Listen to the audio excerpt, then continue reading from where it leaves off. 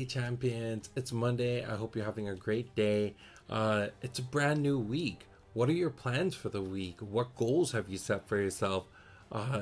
It's important that you keep yourself ambitious and driven and that you aspire to really, really great things.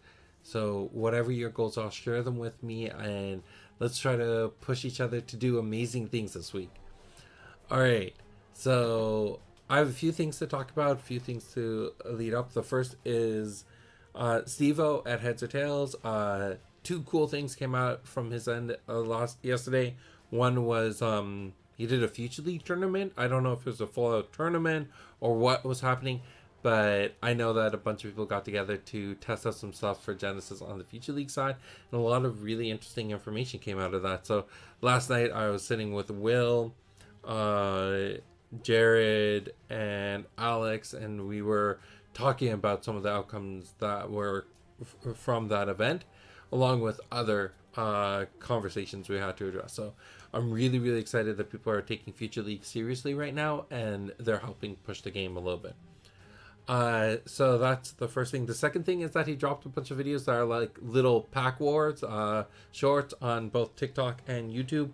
I have the YouTube videos saved in that third-party playlist, which again, I'll link up here somewhere. And you'll be able to watch those videos. If not, just jump into the description and you can see that playlist there.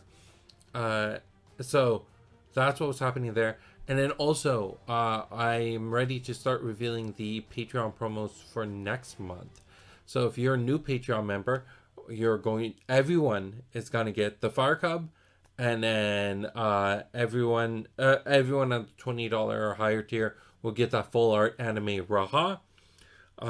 So I realize I'm going to start going in this like system right now, or I'll have themes towards my Patreon promos. So right now I'm doing 3 chi cute summons. It's going to be interesting. So I know we have Fire Cup for this month. I already planned out next month. And then the ones after that will be a little bit more interesting. But 3 chi cute summons. That's the theme. So the next... and then on top of that, we have the early access promo, which is the full art Raha. And then I'll let everyone know what their November promo will be once we get closer to that. So that's October. And then the last thing I want to mention is that the latest chapter of the Akasha Codex dropped today. I'm really excited about this one because this has one of the largest fight scenes in all the chapters we've done so far. It has the most amount of champions in it. I think almost everyone's here. All of the Vishudd's there, all the Vishudd champions, all the Vadhis champions, not Vadhis, Sahas, and all the Ajna. We're just missing the Vadhis champions right now. So it was a really epic chapter. Carl did an amazing job putting it together. And what else do I have to talk about that? I'll talk about it a little bit more once we get into a card spotlight. So this week, today I'm actually doing something that's a little bit weird for a card spotlight. I'm going to be talking about a card that did not see reprint going to J2. So let's talk about Parry and how good is this card. So forward awareness, 4 chi, Axon, swift, execute, 3 energy, 3 plus X energy. And then you prevent the next X damage dealt to you by attack ability, attack ability by a target in Parry's awareness. So the thing that makes Parry really unique is the fact that you can scale it up. And if you pay, 4 energy, this prevents 1 damage. You pay 9 energy, it prevents 6 damage. On top of that, it does take in your energy reduction, but only considers it once, because we're only seeing that energy symbol there once, so there's only 1 energy cost to it. So if you are a champion that has an energy reduction of 1, you're paying Rain, then you're paying 2 plus X. Still a bit on the pricey side. So why didn't this card see a lot of play? It's something that we've been learning about the game as a whole, is that okay, before we go into the logistics, let's show off the art a little bit. So this was an art piece that was really interesting. I know that the colors change. It's because the actual raw artwork images that I have are in CMYK and your computer's in RGB. CMYK is used for the printing process, so we have to have all the files that way. But when I end up creating the actual finished art card, or the finished card, I save it in two files, an RGB version and CMYK version. So the RGB version is the one you're seeing, and that's why the colors are a lot better when I show you it on the card. So, how good was Parry? In theory, it's a really good card. It's the only defense card that allows you to scale up appropriately depending on how much damage you need to prevent. It also allows you to prevent a lot, do a lot of edge case prevention. So, in one regards, it's pretty solid. In another regards, it falls to the same issue that all defensive cards fall into right now, which is anything that's not pushing you towards victory is actually taking away from your victory. Staying alive longer is not as valuable as making your opponent lose faster. That's one of the biggest problems about Genesis right now, and something that the design team and I are working pretty diligently on trying to figure out how to find that middle ground, how to get cards to a point where you want to run them, even if it means that you're not going to have it's not going to give you a victory advantage. And the reason why victory advantage is so important is because of how many cards you get to draw. Between your opening hand, so you draw 5 cards in your opening hand, then 1 on the first round. Imagine the game lasts the average 8 rounds, so now you've got 13 cards in total. Amongst those 13 cards, you have to deal with your opponent's 13 cards. If they're running summons, they require a decent amount of investment to deal with. And then on top of that, you need to also bring your opponent's health down to 0. You do have your built-in attack abilities. So champions with higher attacks, like Malik, like Rain, have a built-in advantage that they themselves can be a win con. But most champions don't have this advantage. So how do you find another way to approach that?